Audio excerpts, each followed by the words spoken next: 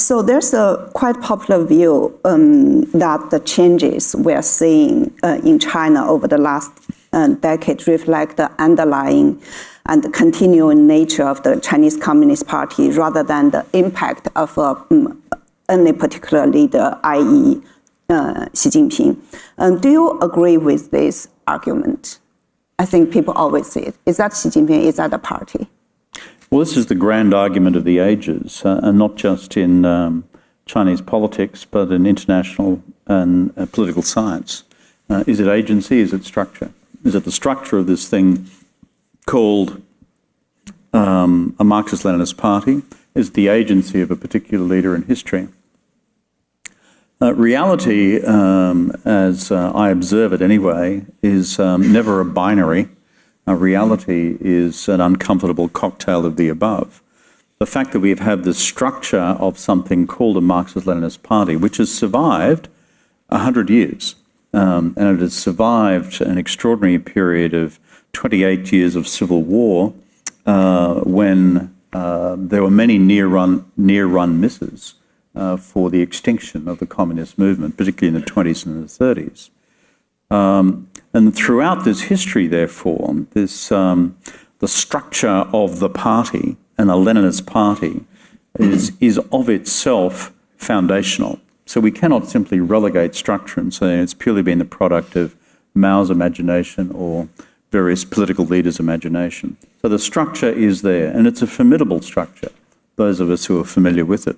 However, on the agency question, look at the agency of two leaders in particular, Deng and Xi. Absent the agency of Deng's leadership, we would not have had what occurred effectively in terms of the events of 78 to 81, 82, which redirected the entire orientation of Chinese politics and policy, both on society and politics and the economy and in foreign policy, for 35 years. It is very difficult to come up with a counter argument said that if there was no such person as Deng Xiaoping, would that have happened?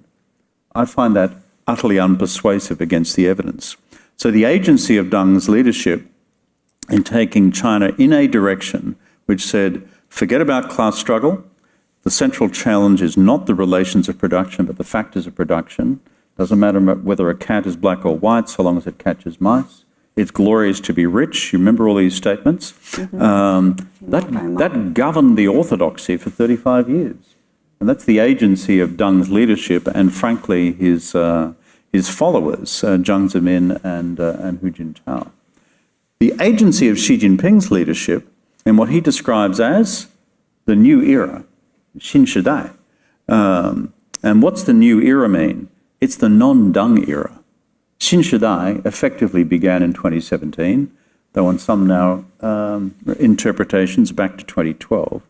And he's saying that in this new era, through the agency of my leadership and Xi Jinping thought on the new era, that we have now entered into a post-Deng period where we are correcting all the imbalances which occurred during this period of reform, opening, and economic modernisation and growth. So my argument is against the evidence. The agency factor of the two leaders, in this case, has been profound. But we cannot say that the structure, at the same time, of the underpinning Leninist party has been irrelevant. So it is a cocktail of both. Yeah, I was really struck by one paragraph you said in your book. It's Xi's predecessors, they intentionally left the door of democracy a little bit open, and Xi slammed it shut. And as an intelligent man, he knows the cost of that. Can you explain a little bit of that? I was really struck by that. If you look carefully, I think, at the period of Deng, Jiang, and Hu, what you saw, absent the events of 1989 in Tiananmen, and we can address that separately if you wish, is a view of China's political economy which said, we are going to unleash the factors of production. I know Deng Xiaoping says to himself privately that this will create all sorts of new tensions in society. arising out of inequality. But that is a price that's worth paying in order to grow the economy, grow living standards, and some people in some regions will get rich first. So he actually embarked upon that as a strategic direction. And knowing full well that this, in the very long term, could end up with some deep reappraisals of where China landed on the critical question of democracy and capitalism. Neither Deng, nor Jiang, nor Hu ever said, and that is going to be our destination point, a departure from communist orthodoxy. But if you look carefully at their canon and what they experimented with, remember Jiang Zemin bringing capitalists into the party, which was regarded by Mao as ultimate heresy and heterodoxy. Hu Jintao's experimentation with local level democracy and local elections in villages, for example. Both these things have been quashed in the period of Xi Jinping. And so Xi Jinping, I think, mindful of what happened with the CPSU, mindful of the implosion of the Soviet Union, mindful of what happened with what he described in his earliest writings as ideology being like the fish rotting from the head, that is, if ideology begins to erode and corrode, so too does the organisational rigour of the party and its belief system. That he therefore concluded that I can see where this is going to go. The Soviets have given us an indication as to where this lands, and I'm not going to allow that to happen. So I used the analogy, he saw the future and he shut the door.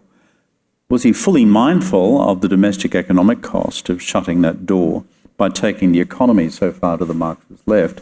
That's an open question. We're still debating the extent of the economic cost and therefore what now unfolds in terms of rising youth unemployment, slower growth, etc.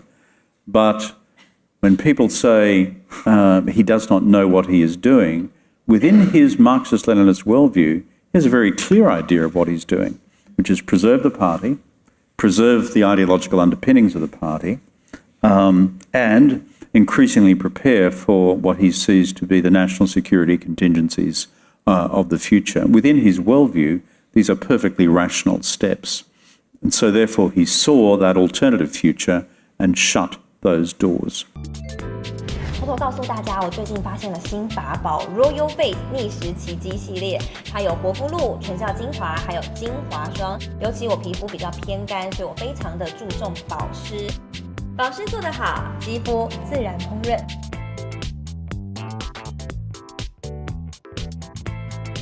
提亮肤色更年轻，抚平皱纹超有感，而且气色变好。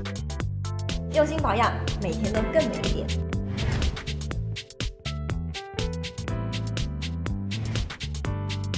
美吧。